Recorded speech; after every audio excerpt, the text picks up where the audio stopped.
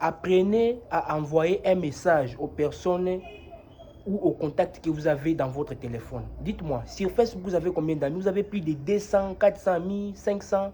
Mais combien de personnes que vous envoyez des messages par jour pour même dire un petit coucou? Écoutez, la vie, on ne réussit pas seul. Dans la vie, on réussit avec des gens. Dans la vie, il faut avoir un réseau, il faut avoir une connexion.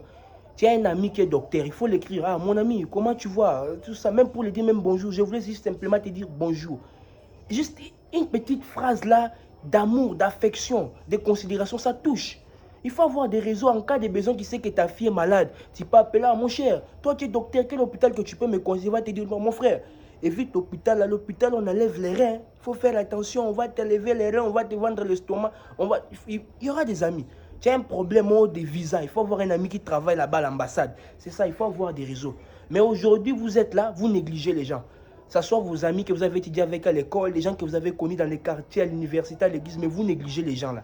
Écoutez, à partir d'aujourd'hui, prenez une décision, par exemple, chaque samedi ou chaque week-end, hein, je ne sais pas, ou chaque dimanche, vous prenez l'opportunité de prendre votre téléphone. Là. Vous allez sur WhatsApp, combien de contacts que vous avez? Écrivez même à des amis, même à des personnes que vous pensez qu'ils ne peuvent pas vous aider. La vie est un mystère. Envoyez même, ah mon frère, bonjour, comment tu vas? Ça fait longtemps. Je voulais juste simplement te dire bonjour. Ça touche, ça montre la conscience. Cette personne dit, ah, il a pensé à moi. Et si cette personne-là, demain, il a des opportunités, tu penses qu'il ne va pas t'appeler? Il va te connecter. Il faut écrire, il faut apprendre à parler aux gens. Moi, je pense que Facebook nous a appris que la plupart d'amis que nous avons sur nos comptes, sur Facebook, là, sont nos amis, ne sont pas nos amis. Imaginez quand vous publiez une photo. Combien de personnes commentent quand vous publiez? Personne. Mais vous avez plus de 200, vous pouvez voir 2 ou 5 personnes, les vraies personnes. Écoutez, la fraternité, l'amitié, ce n'est pas seulement dans la bouche. Oh mon frère, mon ami, je t'aime. Ma copine, ma chérie, non. La fraternité, c'est dans les actes. L'ami a besoin de l'aide. L'ami, vous avez fait 1 mois, 3 ans, vous ne vous parlez pas. Prenez le temps de l'envoyer un message pour écrire, pour savoir s'il va bien. Même dire bonjour mon frère, comment tu vas? Je voulais juste te dire simplement bonjour. Même un ami de l'école, même celui qui était le dernier, même celui qui était négligé, la vie, on ne réussit pas. La vie, c'est un monde des réseaux. Il faut créer ton propre réseau. Il faut déjà commencer maintenant.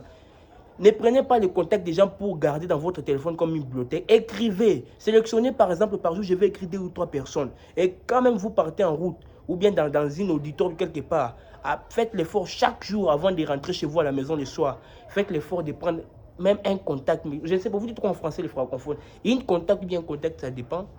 Donc faites l'effort d'avoir même un numéro. Quand vous rentrez le soir, vous écrivez à la personne. C'est comme ça. Vous n'êtes pas obligé seulement de dire, ah, je manque quoi dire. Juste un petit bonjour. Juste pour dire mon frère, ma soeur, ma pote, mon ami, ma chérie, ma copine. Je voulais juste savoir si tu vas bien. Ça touche déjà, ça marque déjà l'esprit. Donc, c'était ça les messages d'aujourd'hui. Si tu ne me connais pas, je suis Jersey Manchimba, les combattants noirs.